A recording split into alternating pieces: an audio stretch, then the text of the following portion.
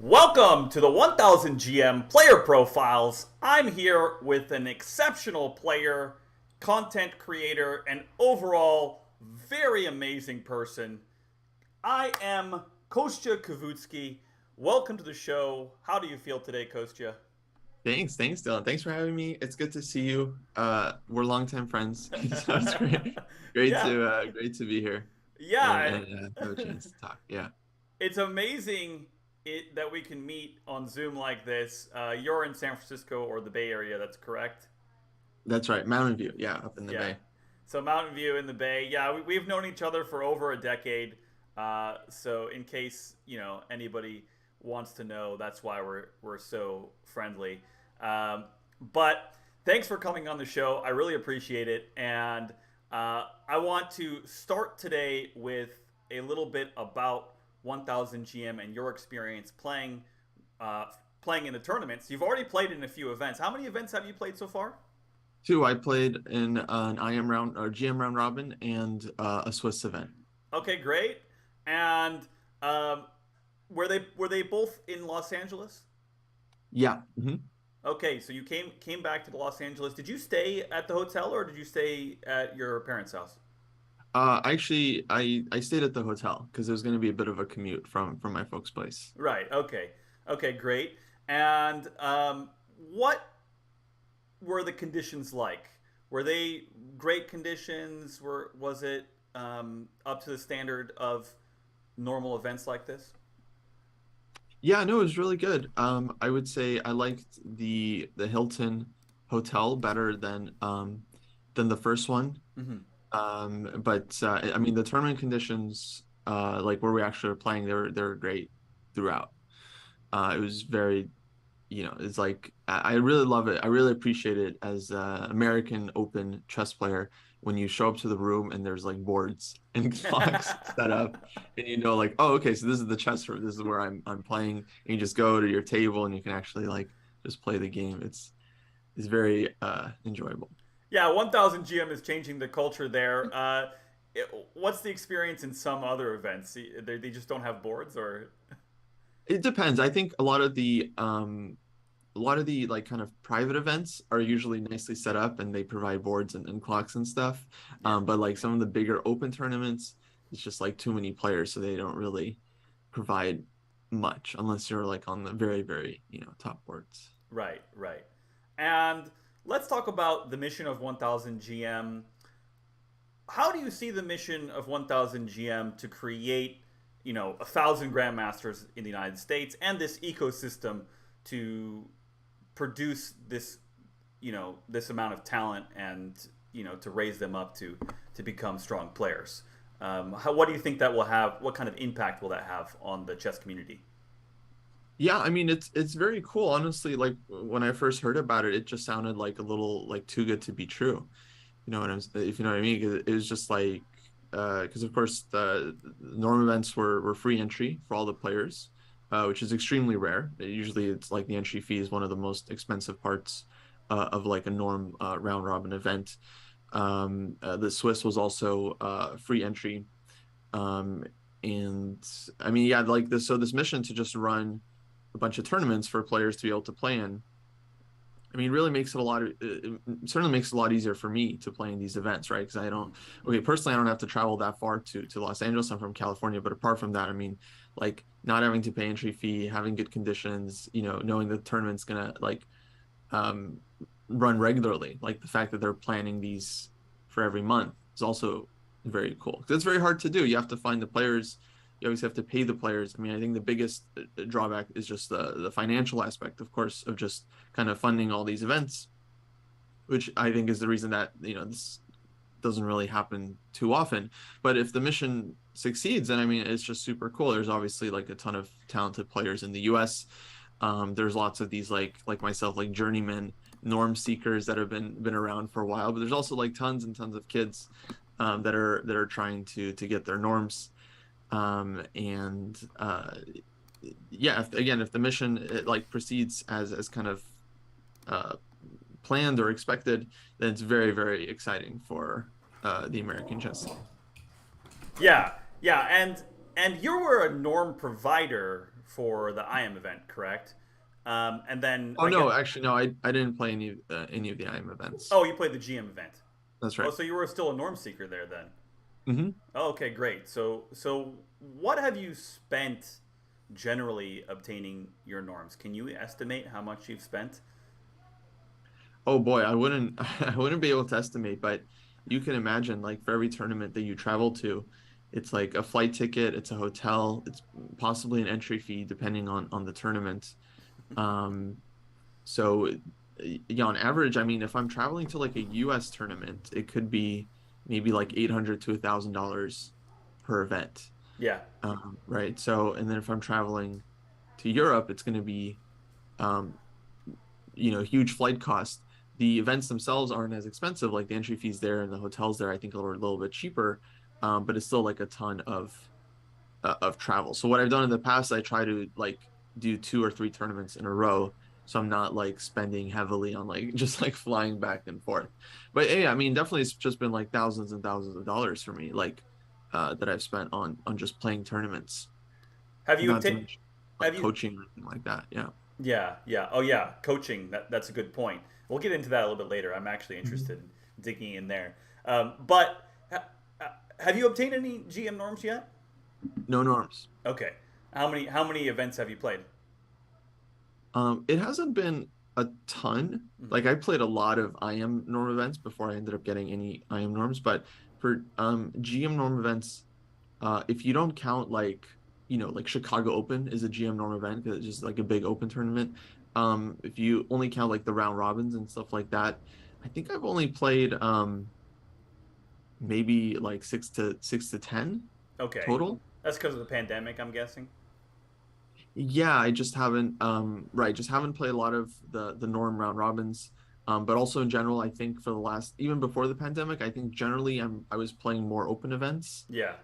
Just because the round robins were rare and they're also expensive. Like you have to pay like, at least $400 for the entry fee, right? And then fly there and so on. Okay, I see the cost prohibitive nature. How many tournaments did it take to get your IM norm? Oh, it was a lot. I mean, it was a couple of years of well, running the norm events with Metro Chess, as you all know. That's Uh, right. it's funny when you said norm provider, that's what I thought you meant originally, like Oh yeah. actually running these norm events, which is I Yeah. know from personal experiences, tons of work and not super rewarding, honestly. Like the norm seekers are very appreciative. Like I'm super appreciative of these events, right? But for everyone else, it's just like, yeah, it's cool, the fans they watch, but yeah, it's not a ton of reward in doing these events. But yeah, I probably played like maybe 30 or 40. Oh Uh, wow. maybe that's a lot. Yeah, maybe not that much. I mean, that's still Because tens. okay, I guess I shouldn't be counting like the open events. Maybe like 20 or so round robins. Yeah, and that's like tens of thousands of dollars then, right? Well, a lot of those were in LA where I was Oh, living. okay, okay, okay. So yeah, that was a big incentive to run those events to get So yeah. a little bit of background for the audience. Metropolitan Chess used to run IM and GM norm events here in Los Angeles, but it's been almost almost a decade, right? Yeah, Eight 8 years, something tournaments were like that. stopped yeah, many years ago. So yeah, by Yeah, this point it's long gone. yeah. And do you obtained your IM norms in those round robins, or did you obtain any in open events? Yeah, I don't think I had any actually in Oh, okay. but they were a great experience. I felt Right. like I mean, tons. It was just great to play against strong players, on a regular basis. I ended up getting two of them in St. Louis, one at the Spice Cup, which was kind of a similar to like the Super Swiss event Right, that right. 1,000 Jam did.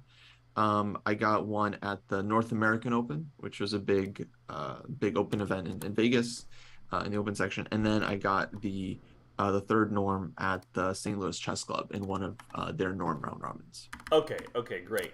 So, so with these events, and the ability to try to gain these norms, I mean, there's some rumor down the pipeline that they'll be having them in the Bay Area, because Hmm. there might be a nice funder up there, that will donate some money to have them in your neighborhood. Um, how will that impact your career if you're able to obtain GM titles without even traveling out of state? Oh, huge. Yeah. I think, I mean, that would be amazing if they ran them here. We had a couple of Norm events from this other organization, like Mission 360, that was doing a few. And those are really well run as well. But also, I should say, like I just mentioned, the St. Louis Chess Club, they do some great Norm events too. But okay, they do a ton of events, so they only do a few a year. It's not like this like monthly thing that Right, right. is going to be super just fantastic. So if the dream would be for there to be monthly events literally in my backyard here in the Bay Area that I could just go and play every time. No, that would be amazing. I mean, because then I wouldn't have to travel for these events. I would just have like regular opponents.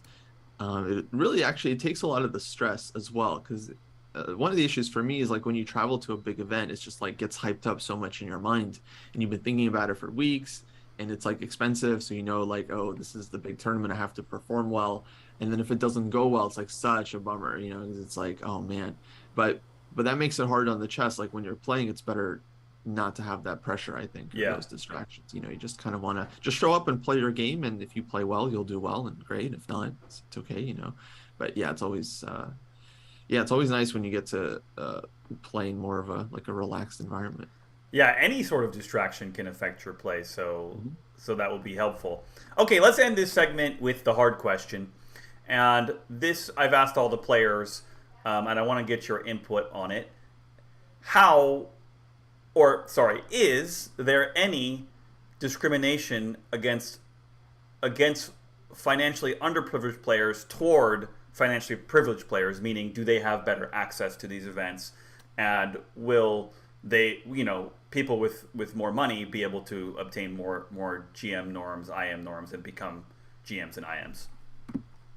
Yeah, I've thought about this a bit. I feel like there definitely is like a financial disparity um, in the chess world, and it definitely affects players, especially when they're growing up.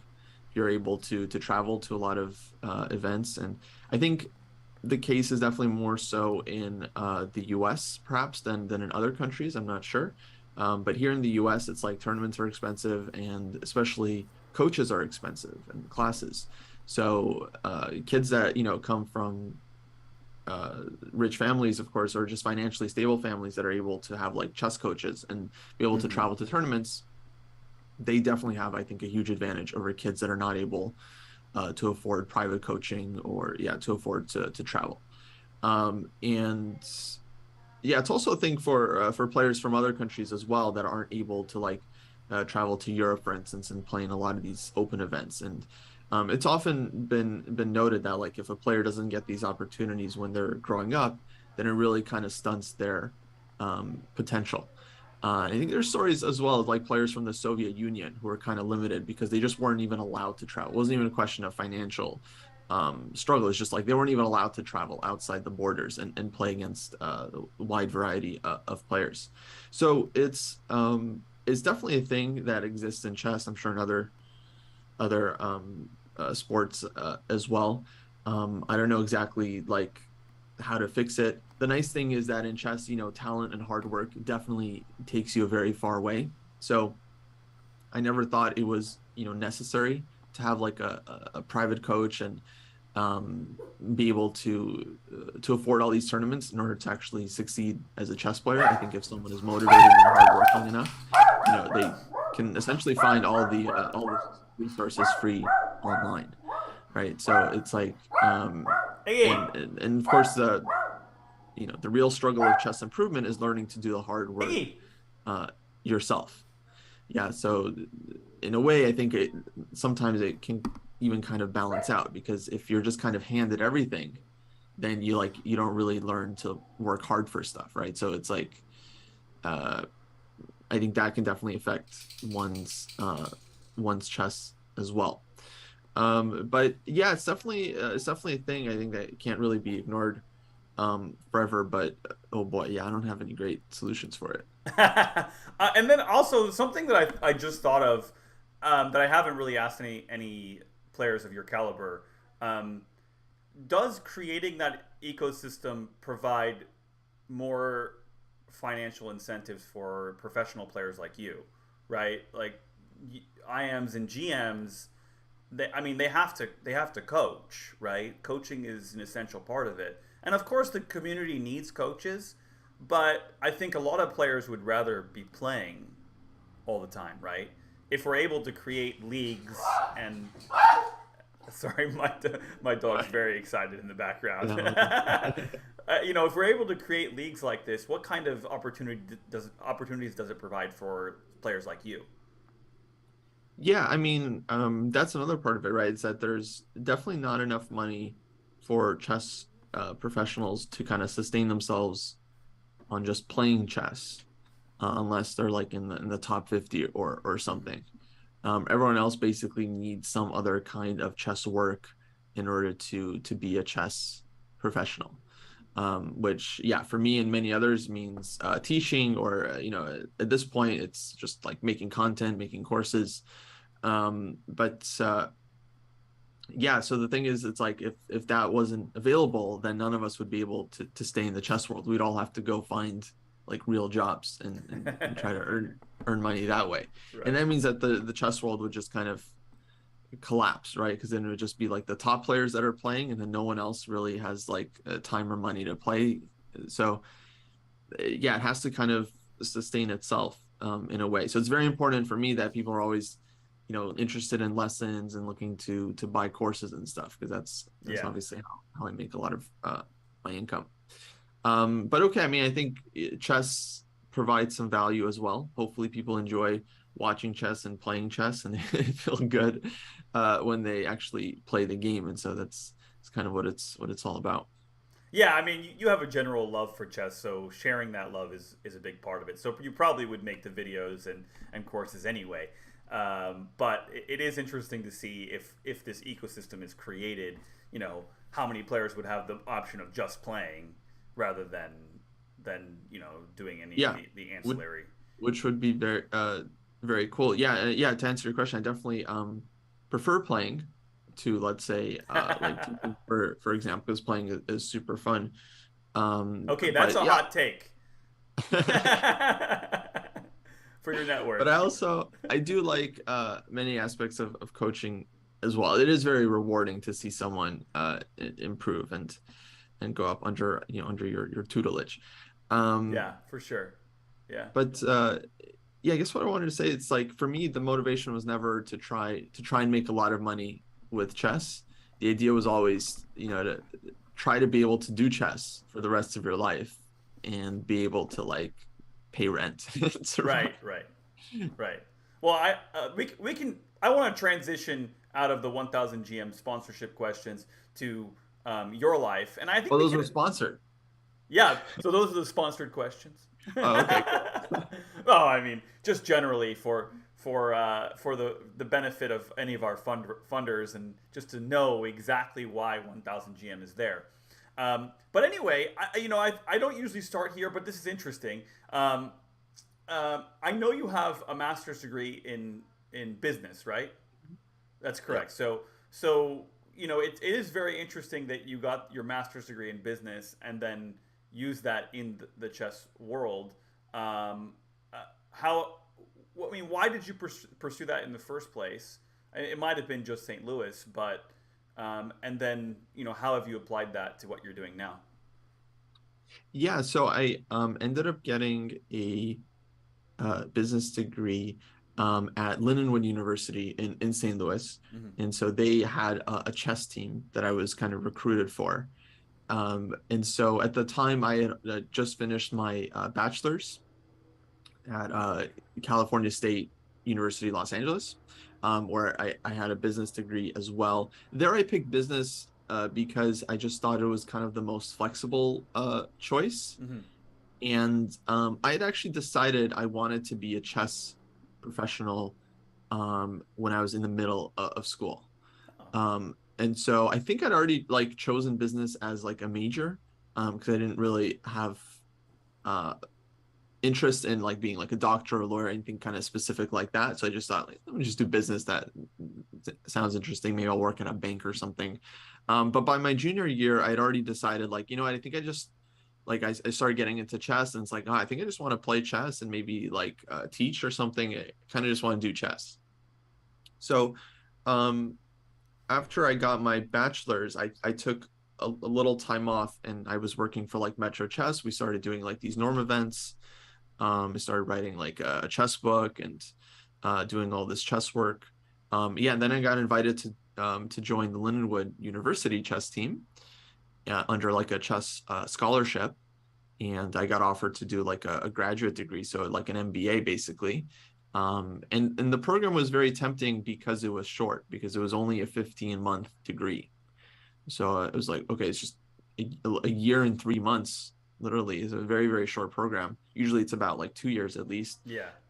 for an MBA. Of course, nothing compared to like, PhDs and stuff. And so I was like, okay, short program. I get to move to St. Louis. That's cool. I've never lived in a different place. I'll be near the St. Louis Chess Club. Like they have a huge chess scene there now, which I was very interested in. And I ended up going to school there for 2013, and it was great. I got to witness like the first Sinkfield Cup, Oh which wow. was just like four players. Oh, that's Yeah, awesome. yeah, it was very intimate. It was like Wait, Magnus. what four players? Yeah, yeah. What four? It was Magnus, Levon, because they were like the number two players in the world, and it was the top two Americans at the time, Nakamura and Kamsky. Oh wow. Oh, they hadn't. We haven't brought Fabi back over from Italy, right? Fabi Yeah, I was think still in the it was Italian Federation at the before time. that. Yeah. Yeah, Wow. yeah, I believe. Right. Ah. And so it was, yeah, it was very funny. It was just a very cool event. Magnus ended up winning. Um, and it was very memorable for me because I got to watch it in person, and then I got to watch like a lot of US championships in person. Also, that was Yeah. always really fun. So yeah, basically I mostly just wanted to be on their chess team, get some training out of it. And then we were coached by VAR, well known on this channel, and Wow. Awesome. because he was in St. Louis at the time. We also got to spend time with like Yasser Seirawan. So basically, Lindenwood chess team had a special relationship with the St. Louis club, where they kind of sponsored our coaching. So whoever the GM in residence was, they would send over, and then they would coach us for a bit. So we worked with Seirawan. Oh We wow. worked with Ronan Harsvey for a while, who's awesome, great guy. And then we had a lot of sessions with VAR as well. Wow. That's So that fun. was that was cool. And yeah, so in terms of the business degree, I don't know if I really used it a ton. I've never loved school Okay. Okay. personally.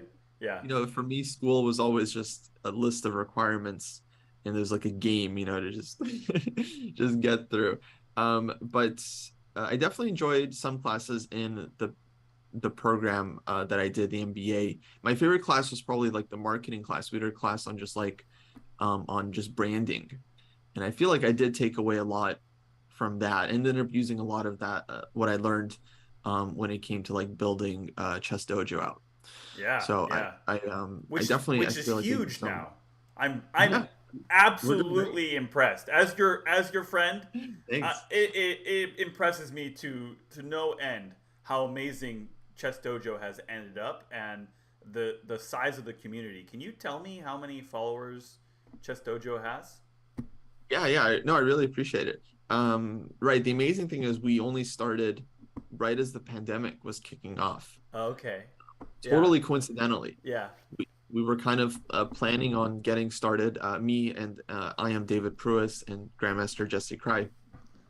Um, we had planning to launch. We But were planning to they're launch in like. real quick. They're fixtures on chess.com, right? Um, yeah, I would say they've kind of done work for like different places. Like they used to work for like chesslecture.com as well. And Okay. but yeah, David definitely he's been with chess.com for many years. And then Jesse also, yeah, he's done lots and lots of work for them as Yeah. well. Yeah. So I would say, yeah, pretty big. And yeah, we all knew each other for many years before, of course. But yeah, we were planning on launching like June 2020, and we were planning this, if you can imagine, like February 2020. We were like, Wow. let's launch a channel in June, because David, he was like teaching like as like a real teacher Yeah. in school, so he had to wait till the school year was over, and then the pandemic hit. Of course, everyone got sent home, and we realized, maybe we're all at home anyway. Maybe we should just start now. So we started in March 2020. So you just launched it. You're like, oh, we gotta do it now. Amazing. Yeah, exactly. Well, it was just like we had nothing else to do for like 3 months until Right. June anyway. So Right. yeah, might as well. And also like Chess Dojo as a Twitch channel, it already like existed for a Uh-huh. couple of months. So it wasn't like the channel was already kind of in place. The Discord was in place.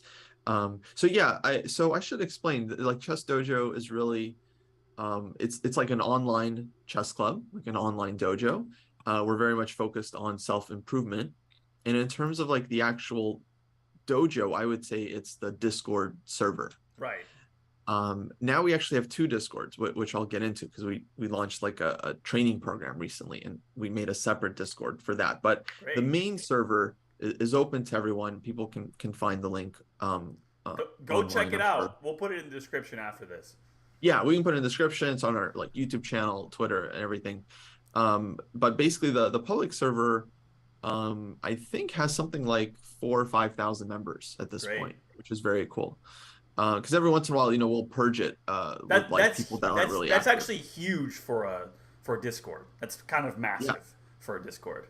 Yeah. yeah. No, I mean, obviously it started at like zero. We just invite people. I had to join like other Discord Right. servers, ask them like, how do chess servers even work? I had to learn a lot myself. Um, Had you but used the Discord before that, or? very little Oh, actually. okay, But that's I interesting. thought there was a ton of potential because it's just such a cool community, Yeah. and or just such a cool like app for communities. Right. Right. Um, and so at the time, the only thing that chess players really had was like the chess subreddit and chess Twitter. Um, and the Twitter chess community is also very cool. But Twitter is very like disorganized. It's not like a centralized place you can just Yeah. go if you're interested in chess. So that was kind of the idea. It's just like if you're a chess player trying to find a training partner, then you would go to the server, the Discord server, that we have a channel where you could like introduce yourself or whatever, and try to seek someone around your level. Hmm. Because I've always worked best with a training partner, and I feel like, I mean, there's so many players out there who are like 1600, 1400, whatever. They don't have anyone to study with. And it's like, I always saw those posts on Reddit. It's like, hey, I'm 1800. I'm looking for someone to train with, like anyone interested. And then sometimes they would get a couple comments, or not. But I just thought like, wow, it's so inefficient. Like this way, it's like, you should just be able to go to a place and like a dojo and just find someone to work with. Yeah. And so, yeah, now, okay, I mean, we started off really small, but we were doing a lot of streaming on Twitch. We have our YouTube channel. On Twitch, I think we have something like 23,000 followers, Wow, that's great.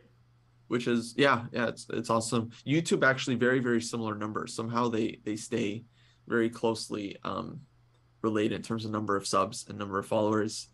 And yeah, recently we launched this training program because of course our channel is just focused all on like chess improvement, and we're doing all these like streams where we're either going over games or doing like a lecture or like solving puzzles or like playing like rapid games, like doing commentary.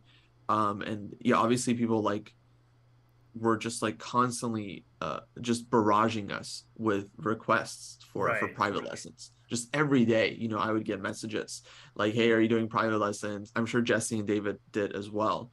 And obviously we don't have time to just sit down and teach everyone.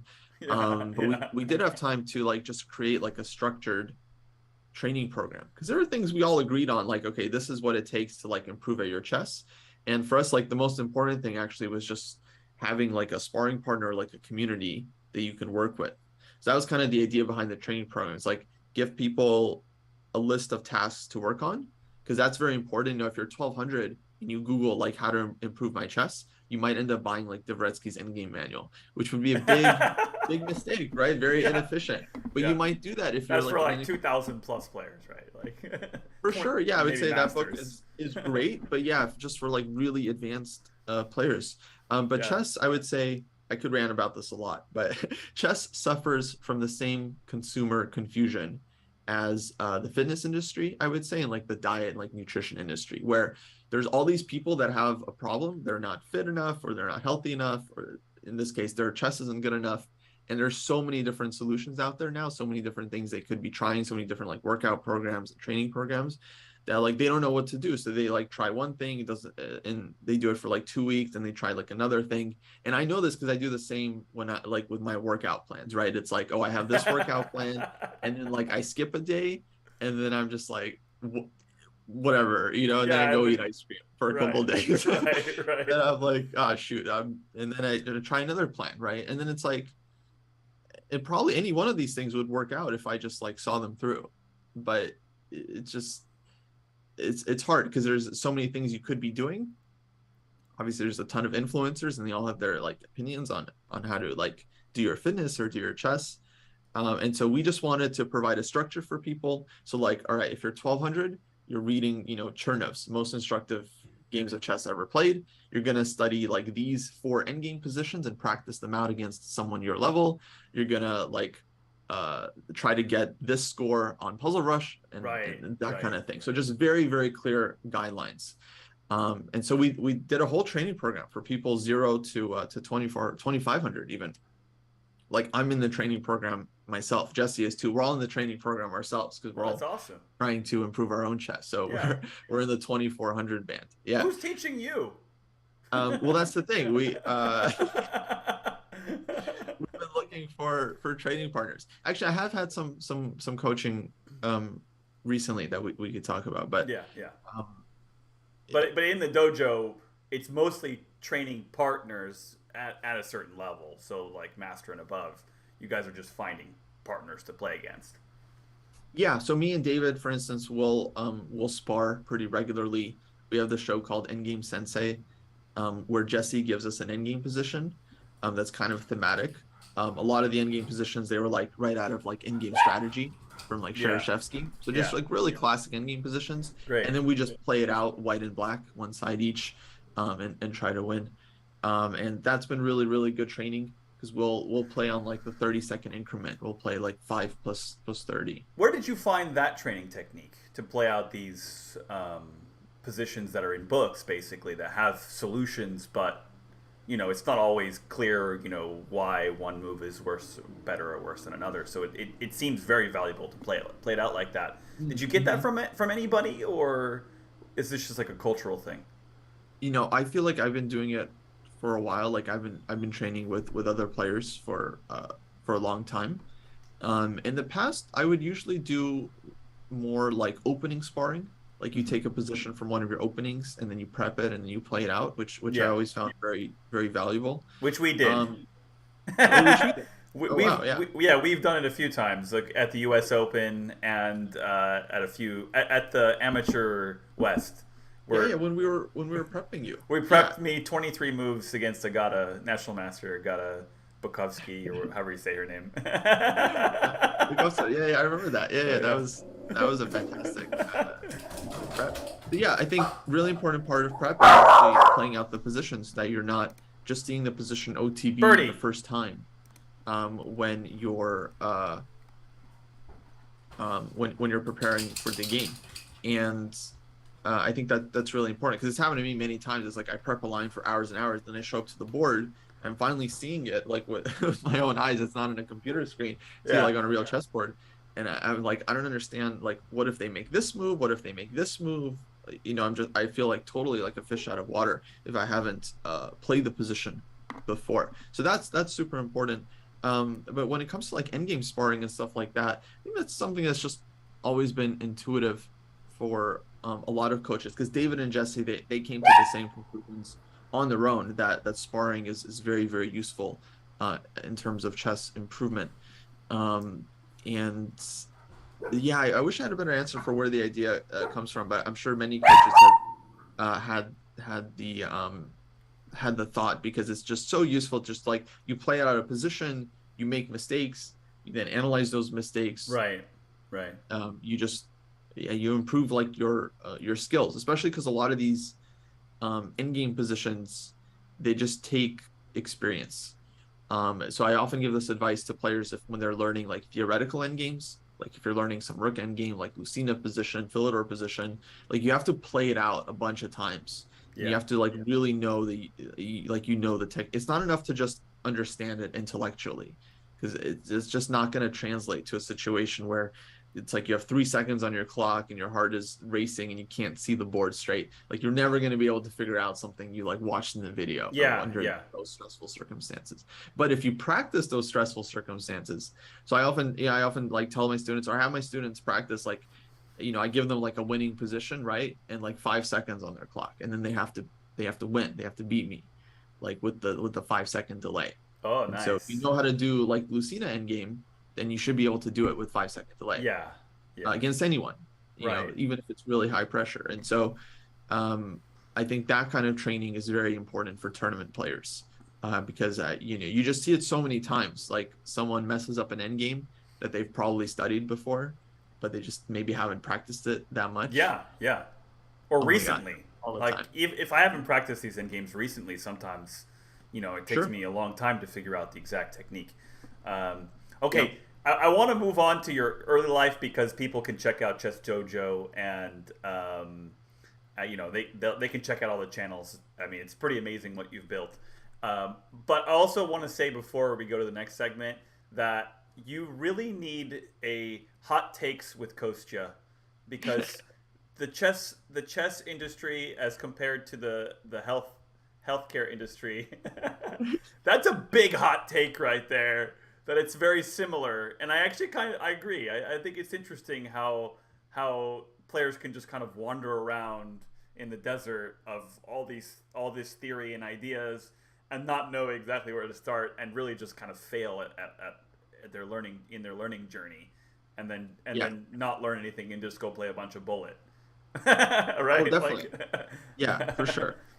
Um, yeah, I feel very passionate about this. And it's not like people are, I don't think chess companies are like maliciously trying to like scam people or anything. no, no. I think everyone's just genuinely trying to offer a good product. The problem is just there's many good products out there. Even there's just like tons of good chess books out there. Yeah, And people, they see a book and they're like, oh, this looks interesting.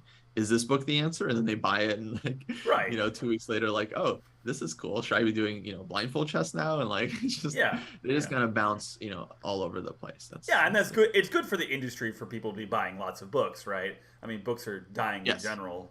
Not with Chessable, obviously. So it's a different story. But okay, I want to move on to your early life because I was telling you that earlier, before the interview, that I don't even know how you started and why you started playing chess. So this is one of my main kind of passions in this project is seeing the reasons why you started. So can you take us back to when you first started learn chess, basically, and why you started playing? Yeah, for sure. I learned chess from my grandpa Oh, when I was about 4 years old. He taught me how to play. And I remember it was just we had a very very small set, right? It was like I don't know, maybe 12 inches by 12 inches total the size, and it wasn't magnetic, right? So you had to be very delicate with the pieces. Like one wrong move, everything would just fall. Because like really thin, super light pieces, right? that's hilarious. So I remember playing on that set. I can't even honestly I don't remember like learning how to play because my first memory was already us like playing the first game Oh, okay. and I was Oh, moving the pieces. So clearly he wow. must have shown me how to move the pieces before then, and then we just started playing like a game. Or could it And be like Paul Morphy, where you just watched for a while and then?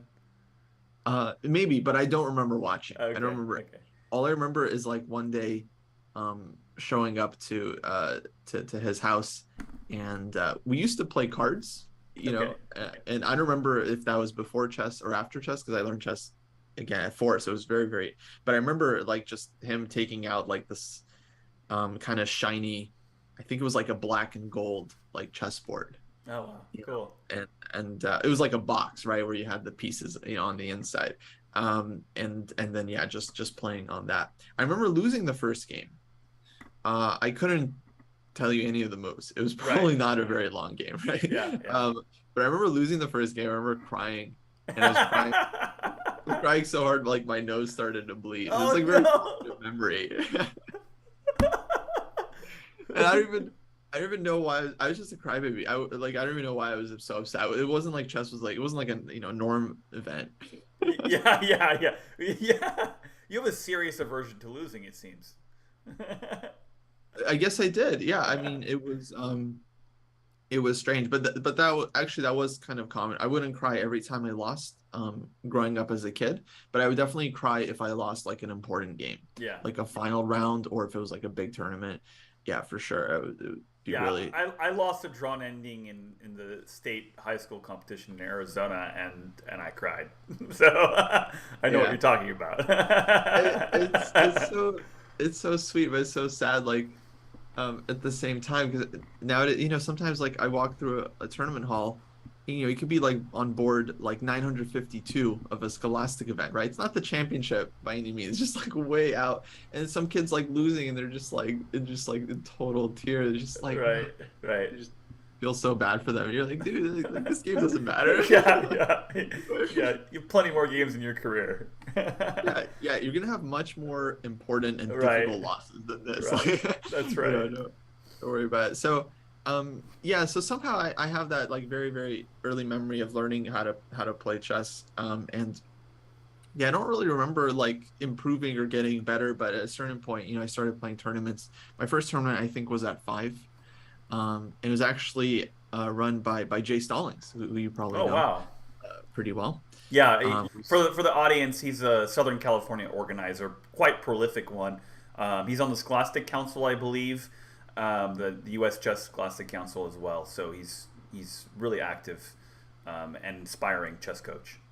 No, yeah, I think he's probably had like thousands of students Yeah, going through his program, which is just incredible. yeah, I mean, yeah, it's amazing just to think like, I think I've taught a lot, right? Then I realized he's been doing it for like 20 years before I yeah, even like yeah. knew what chess was. I mean, it's crazy.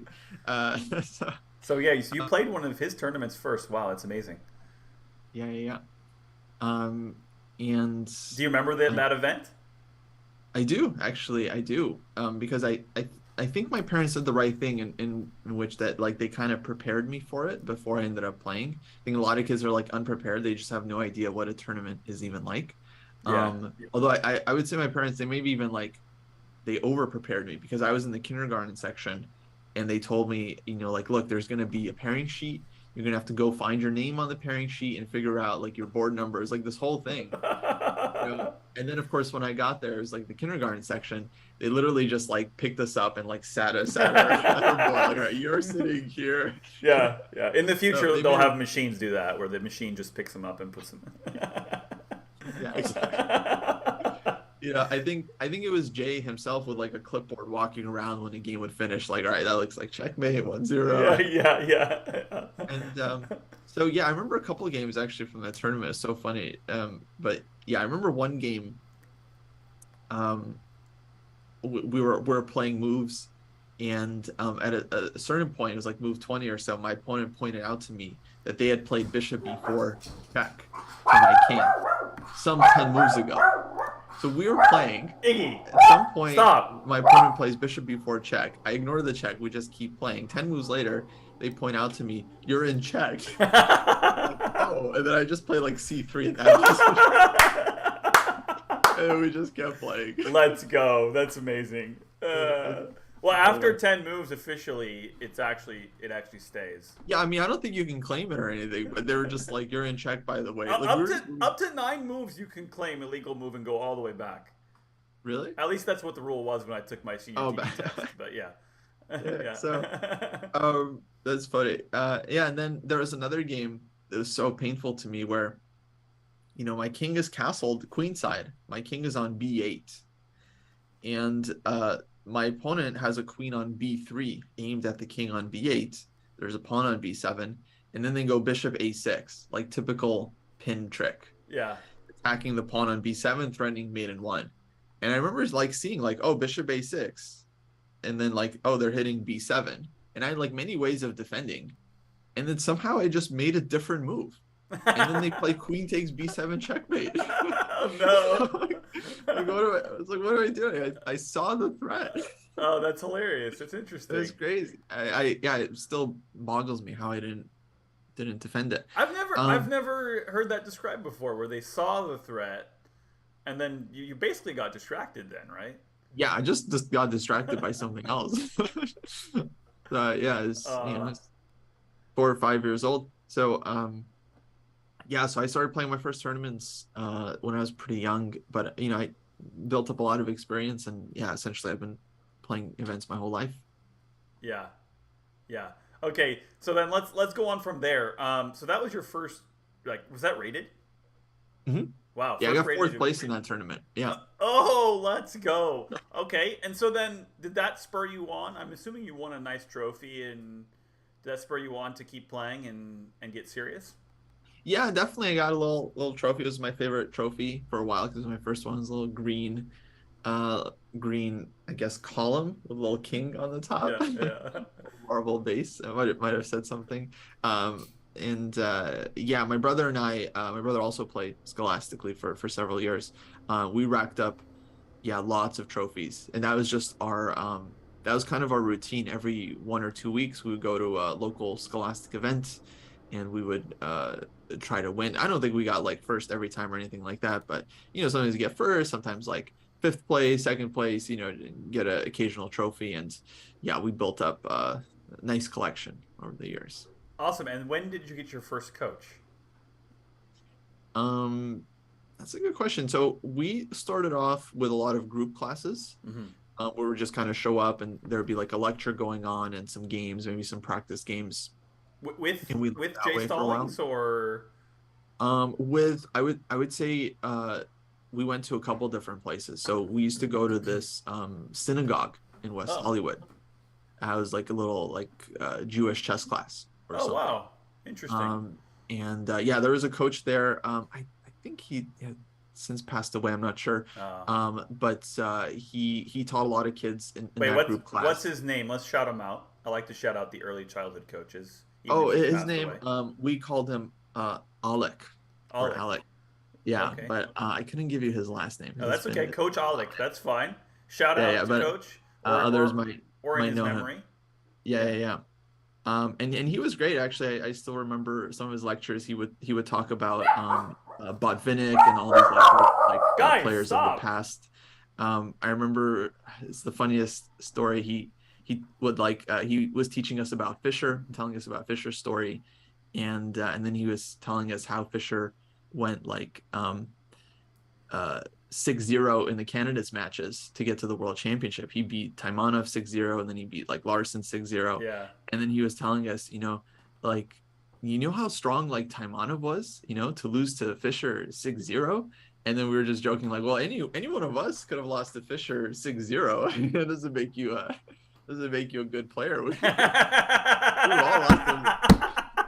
So so I had no respect for Taimanov. I was like, Or what do you mean? Larson. Wow. Okay. Like that doesn't make him strong. I would have lost to Fischer 6-0, no problem. True. So I didn't True. really Yeah. I didn't really get the point he was making That's back then. hilarious. That's hilarious. uh, Yeah. and then when did you get your first like titled coach or whatever? Um, And I believe our first private coach. So yeah, we took group lessons from Alec for some time. We went attended group lessons with Jay Stallings for a bit. I think our first serious coach was this Russian master named his name was Abba. Um, and he lived out in the valley, mhm. Sherman Oaks, I believe. And he, I believe, was around master strength, as far as I recall. And he was really, really serious. We were still young at the time, my brother and I, but we would take lessons from him. I remember he showed us the Scotch game, and he showed us some nice games. He would show us some end games. But yeah, we would just like work over a board. He would give us some homework. I enjoyed it, but yeah, it was pretty strict, so it wasn't like the most fun chess class ever. That's awesome. And Uh, then, so I had lots of coaches as well throughout the years. I would say my first like really serious coach was actually VAR. from Okay. this channel, Vara Kovian. Wow, great. That's awesome. Yeah, so we started working together when I was around like 1700 or so. Okay. So I was already kind of a established tournament player. How old were you Um, then? I was still pretty young. I want to say I was maybe 10 or 11. No, Okay. no, that would have been too young. I think maybe more like uh 12 or 13. Okay. Having a hard time remembering it, but somewhere Yeah. around one of those years. Yeah. Because we worked together for many years actually. It was like several 7, 8 years that we worked together, maybe more. Wow. And yeah, under VAR I went all the way up to like maybe 2300 or so. And then and then we kind of just slowed down a bit. I moved to like St. Louis. He moved as well, so we kind of stopped So after that. so you got to basically like FM level at that point. When did you become an FM? Well, let's Um, start first. NM first. When did you become an NM? I think I hit NM when I was around 16 or Okay. so. Did you play any of the Denker tournaments? No, I don't believe Okay. so. Yeah, yeah. So I think I started working with VAR maybe I was like 10 or 11 Yeah. probably. And 11 or 12, man. Like I'm obsessing over the number. 11 or 12, maybe 15, 1600 or Yeah. so. Um and and then to be honest, like I don't feel like I really got serious about my chess until I was around 15. Okay. Okay. And when I was 15 at the time, I was still like maybe 1900 or 2000 or so. And then I got serious, and then like in a year I hit master essentially. Um Did you switch to D4? Is that what did it?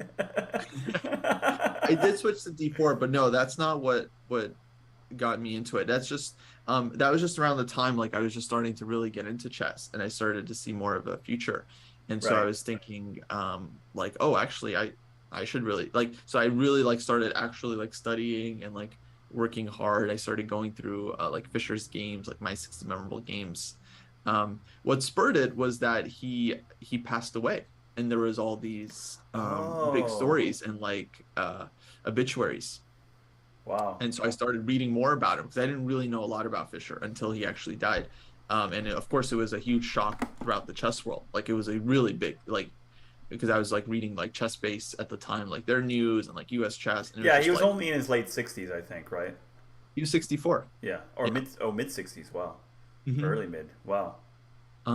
Yeah, and so I think it was unexpected because he was like he maybe could have lived longer if he didn't refuse medical treatment or something, but Mm-hmm. it was unexpected. He was in Iceland, uh and yeah, I remember just like reading about his story and I was just so fascinated with just how he got to become world champion. Like just like being on his own, dropping out of school, having to study a bunch, going up against like all the Soviet players.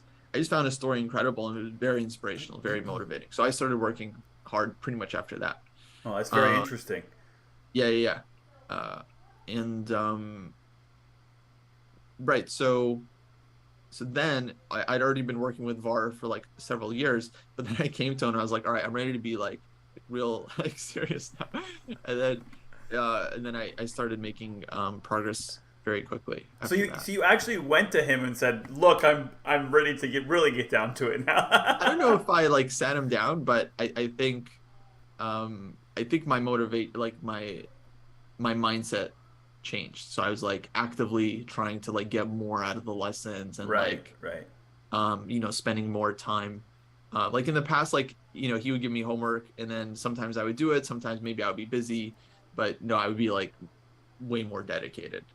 Um, and, uh, So then and yeah, really just trying to, Hmm? you shot up quickly in a few years. Then, like your rating went up pretty quickly in just Yeah, a I few would say years. like, I mean, it definitely still took some time. So I would say it was like months of like really serious work before I started to see improvement. But yeah, I feel like I went from 2000 to 2200 pretty fast. Right. Um, and then I was stuck at 2200 for some time, but eventually kind of broke through as well after more hard work. How long were you stuck at 2200? I don't remember exactly. I'm sure it was like a year or two. Okay. And how does that feel? I mean, a lot of players, you know, I mean, most players don't even ever reach 2200, so they don't know what it feels like to hit a plateau like that. I mean, most players know what it feels like to hit a plateau, I guess. Hmm. But at that level, you know, the competition is just getting better and better and stronger and stronger. So it's very hard to get the wins and even save games that you've been saving previously. So can you tell us how that feels to like plateau like that? Yeah, it's mainly just kind of confusing because I think you don't really realize that you're plateauing until it's been like a year and like or more and your rating hasn't really gone up. Because you feel like, you're playing chess, you have like ups and downs, you're winning some games, you're losing some games. Your rating's staying the same, but it doesn't feel like you're plateauing because sometimes you're going up, like you go up to 2240, you're like, oh, nice. And then you like slide down 2223, and you're like 2237. Then you have a really bad event, like 20, you go down 2202. It doesn't feel like, oh, I'm just stuck at one level. It really just feels like, oh, I'm improving, but sometimes I have a bad tournament and it like pulls me back. But then after like a year of this kind of result, then you realize like, wait, like hold on, like I haven't really gone anywhere. Yeah. And so I think honestly, just the realization is the hardest part to make. And and from there, it's then the tough part, of course, is actually, you have to realize that you still have a lot of work to do, maybe to Yeah. actually improve. So it's not like you just realize like, oh, I'm plateaued, I can improve now. It's like, no, you still have to actually either work on your calculation or you got to improve your skills in some really meaningful way. So it's really, really tough. And as you get stronger and stronger, the amount of work you have to do to improve, I think, also gets harder, and gets larger. You have to do more work, and it's more difficult work. So at a certain point, you basically just have to um, kind of uh, let's say like stop whining, and just like do the hard stuff. Get So serious. yeah, exactly. Yeah. And so that means different things for different levels. I was Stop. definitely working hard to get up to 2200, but then once I got to 2200, then doing the same amount of work as before is no longer enough to advance further. And so I Right. needed Right. to basically you need to push yourself, Yeah. right? You need to push yourself. Let's just take calculation, for example. You need to try to calculate further than you can currently calculate. So if you can only calculate 3 moves ahead, you need to try to calculate 4 moves ahead. Then once you get to 4, then you might jump up a level, right? Jump 50 or 100 points or whatever, right? But then if you're only calculating 4 moves ahead, now that's your new baseline, right? So you need to keep pushing yourself. Yeah. Again, the same thing in fitness, actually. Like you need to keep progressing. So it needs to feel hard. If it doesn't feel hard, it's not going to help you improve, Right. right? It needs to feel difficult. And that means it has to be difficult. Yeah. Right. So hopefully making myself clear. It's like the urge is like, okay, you get to 2200 and you're like, all right, now I'm good at chess. Now just like relax, just look at some openings. Like, no, it's like in order to keep progressing, it has to feel just as difficult as it was before. Yeah, and you have to push away distractions. How do you stay focused on your study and push out the distractions of life? Because that's what I mean. When things get hard, that's when your brain wants to go do something else, and your brain will pull you in that direction of any sort of distraction. Mhm. Twitter, Yeah. Twitch, just or just mindlessly consuming chess in like a bullet type fashion. How do you stay focused in that way? Well, I think you have to be self-aware. So if you are someone that's like very prone to distractions, um, like I am, so like if I'm trying to study like these days, back then it was a different time and it was a lot easier back then. But these days there are a lot more distractions. I'm not going to have my phone around if I'm like actually studying. Yeah. Like I'll do an hour of calculation work, and I'll use the chess clock as a timer, right? Oh, And okay. so, I'm not.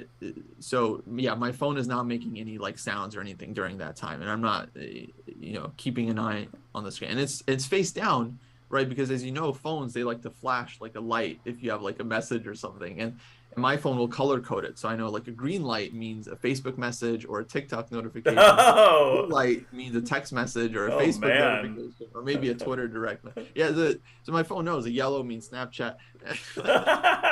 Pavlov's dog. There you go. Yeah, so my phone is out of sight these days when I'm studying because I know it's distracting. And it's very difficult. It was much easier back then because I was like living at home. I didn't have to work as much. I just had like far fewer interests. I was younger. It's just like, I had one motivation. I want to be a better chess player. Right. I have books. Like it was just very, very easy actually to study. Nowadays, of course, I'm living on my own. I have to pay rent and like make money and run a business Yeah. with Dojo. A lot of players like they when they coach, they complain because it's hard to study on your own and coach at the same time, Yeah. which Yeah. I found is really, really hard. You have to just kind of separate the two as much as you can. But then on top of that, it's like now I'm like running like a Twitch channel and a YouTube channel and like a website and a training program. And that's not even like coaching. That's just like uh, you know, Just business. it's just like yeah, like Microsoft Office and like Google Sheets and emails. Yeah, just Right. this Right. life stuff. Which is just a completely different, part of the brain than any chess stuff. Yeah. So yeah, it's really hard nowadays to actually find time first of all to study, but that's manageable. But then yeah, I'm sure for a lot of players the motivation is hard as well. I can imagine. For me, it's just like, some days I feel motivated, but you have a million things to do and it's like hard to kind of absorb yourself into a chess game or like a puzzle if Right. something else is on your mind. So for me the solution is to just be like as self-aware as possible, right? And so I never like force myself to study. If I'm studying, it's because I want to improve my calculation, I want to improve my skills, or I want to go through, Tall's games. I was reading like Life and Games of Mikhail Tal, right? So it's not like anything that's giving me any kind of immediate benefit, but I do enjoy chess, right? So when I can frame it for myself that way, it's like I just want to improve my skills, or I just want to like improve my end games. Or I have the new Right. Agard book on the end game, which looks fascinating. Like I can't wait to read it. So when these things are enjoyable for me, then it doesn't feel like work, and it doesn't feel like I'm pulling myself a horse to water, right? Yeah. It's like Yeah. much easier. But some days it doesn't feel easy, right? And so it's like I have a plan, like I want to study every day, but then I just don't feel like studying. And on those days, I think I don't have any great tricks.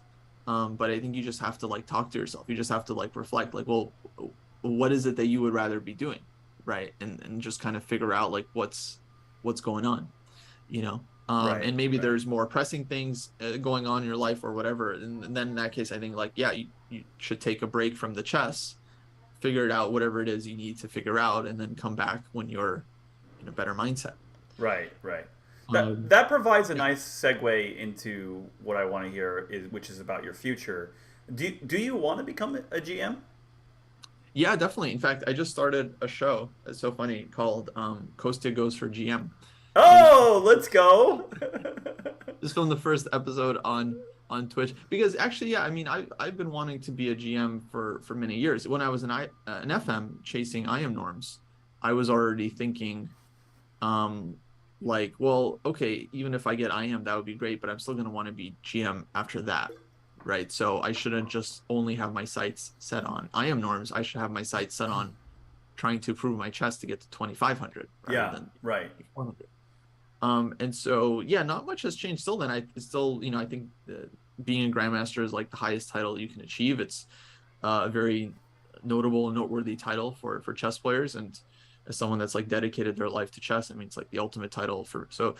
But it's always a funny question to ask, like whether you're going for GM norms, because it's like, well, yeah, like I'm trying to win every single chess game that I play.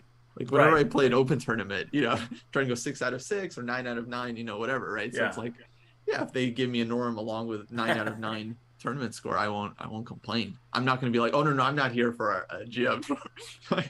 Is the drive then just to be very, very good at chess? Is that just the main drive? Yeah, no, I love chess, and even if I don't make GM, but I get to improve my game a little bit, that I'll be happy that I got to improve, right? So if I get to like 2450 and that's my all-time peak or whatever, Yeah.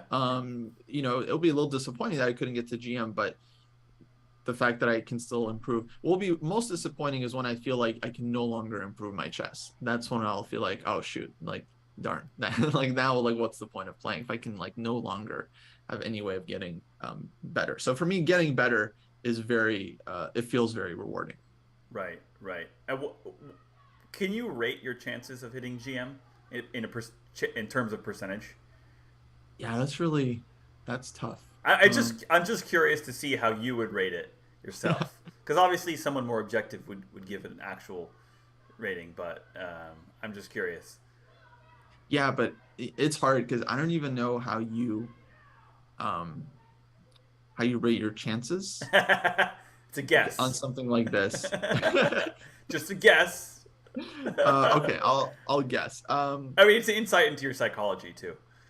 Yeah. Um, that's a great question. Honestly, I would say it's about maybe something. It feels like 40%. Okay. It's like it's like the odds are against me is how I Yeah. feel. Yeah. Um, but I also feel like it's doable if I work hard enough. Right. But on paper, it's like the odds are against me.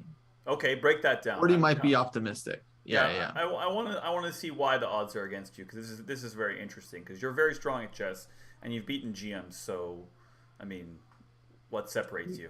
Yeah, I don't know. I mean, it's well, to be clear, I made IM in end of 2016. And so I've been 2400 for maybe 5, 6 years now.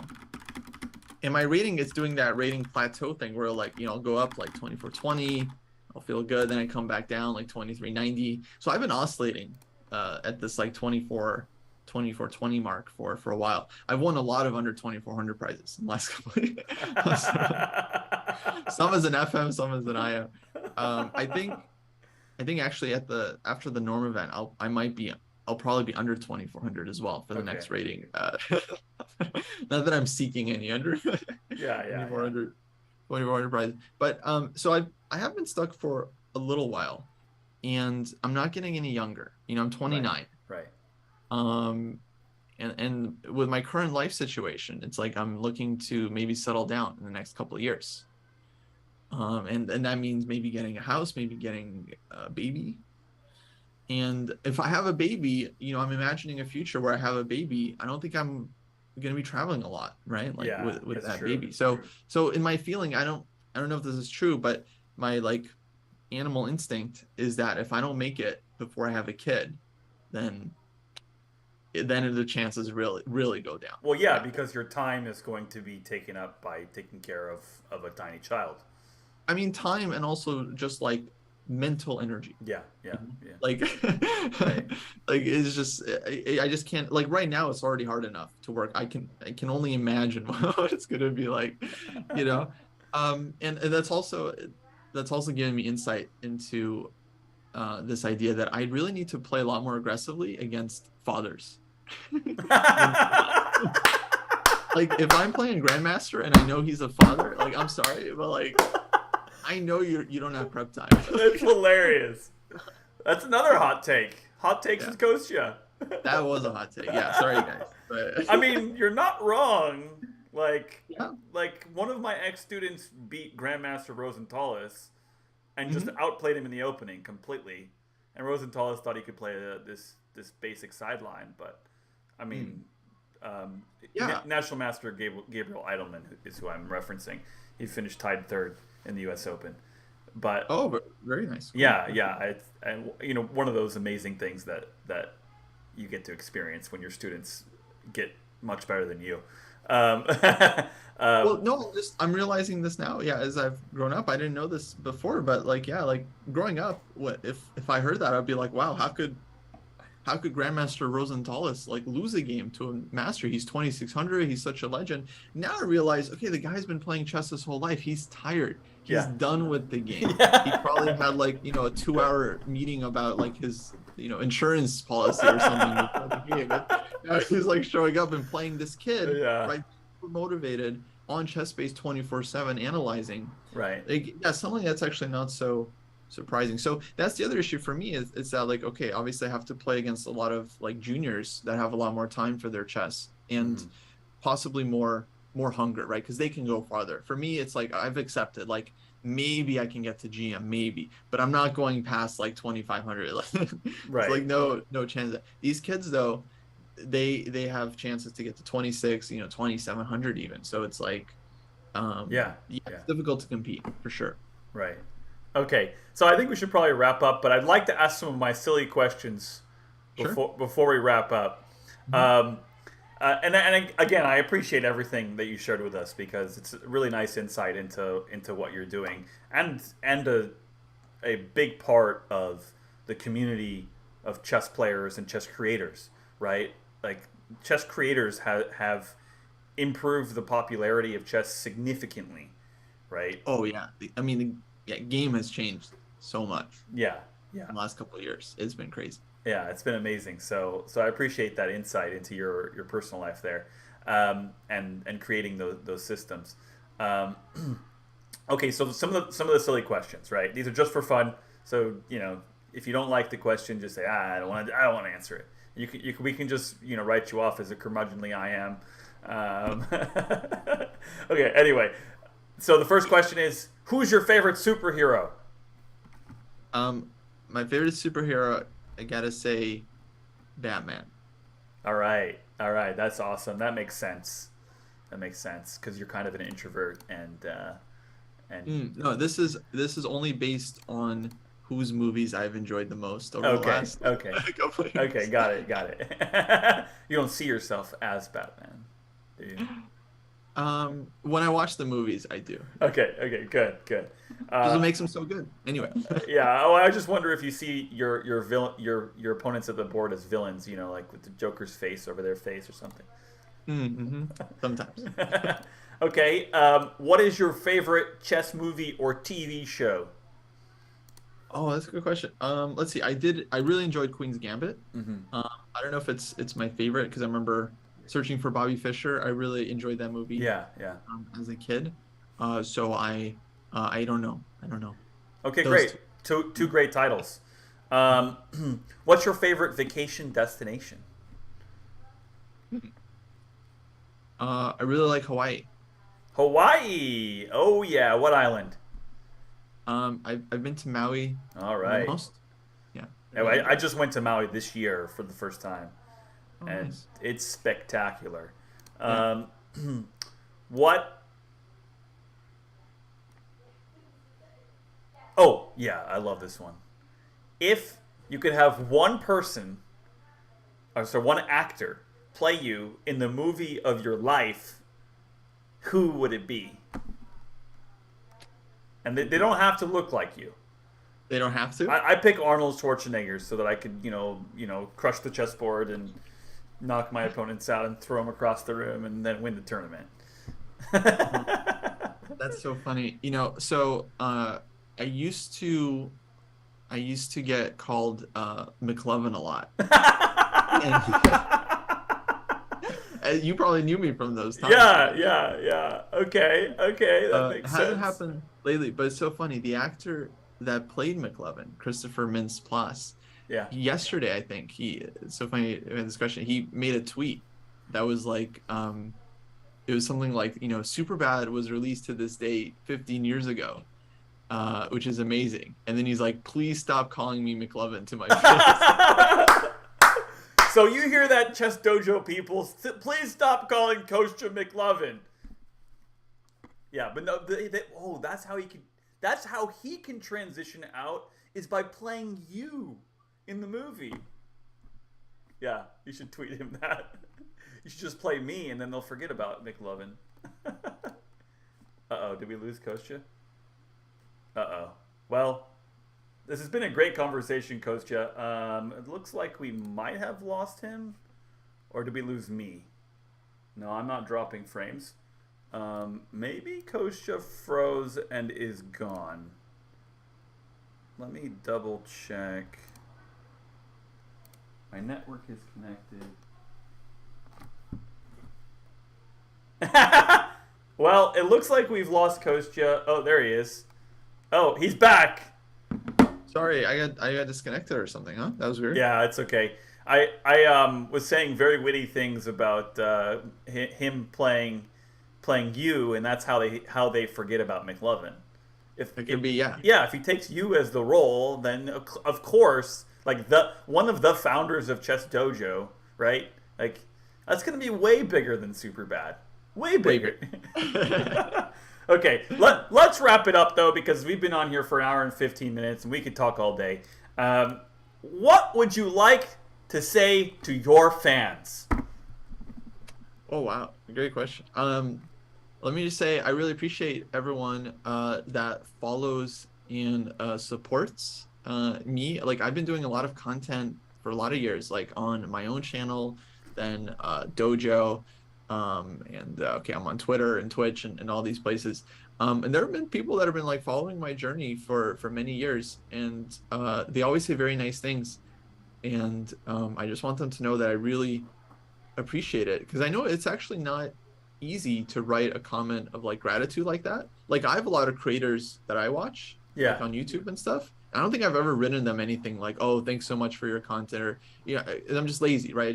I haven't done it. Maybe like once or twice if it's like a smaller creator, maybe I'll write something, but I don't do it myself that much personally. So I really appreciate when people do it because I think it's very easy to just like watch content and then not comment on it and then just forget about it and just like whatever. But then it's very lonely if you upload a video and it's like two comment, no comments, right? So I yeah, really yeah. appreciate all the folks that are like just commenting, like just even if they say like nice video or like I found this really instructive, thanks. I actually really treasure those comments and it like genuinely makes my day sometimes. Yeah, well, I really appreciate that. I mean, it also is important for them to hear that it makes your day and improves things. And I also want to give a shout out before we go to one of those people.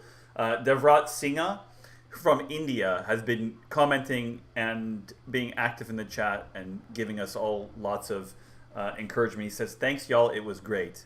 So, Awesome. so one of those people is giving back to you right now, Kostya, and Yeah. and I thank you again because this has been an amazing, break from my day, my normal chess routine, Yeah. and I wish you luck in your future tournaments, and hopefully you'll be able to get a norm in one of the 1,000 GM events. I appreciate it. Yeah, I'm working hard. I'm training pretty much every day. It might be a little while before I play the next event, but I'll probably play in October for the next Super Swiss. And yeah, I am motivated, so I'll be working hard to try and actually improve my chess and really try to get there. That's excellent. Good luck, and thanks again to 1000 GM for sponsoring this video. Please leave a like, subscribe, and donate because they're a 501c3 and they survive on donations from viewers like you. So thanks again, Kostya. Have a nice day, and I'll see you again on the next edition. Thanks, Dylan. Yeah, it was a lot of fun. Bye, everybody. Thank you again.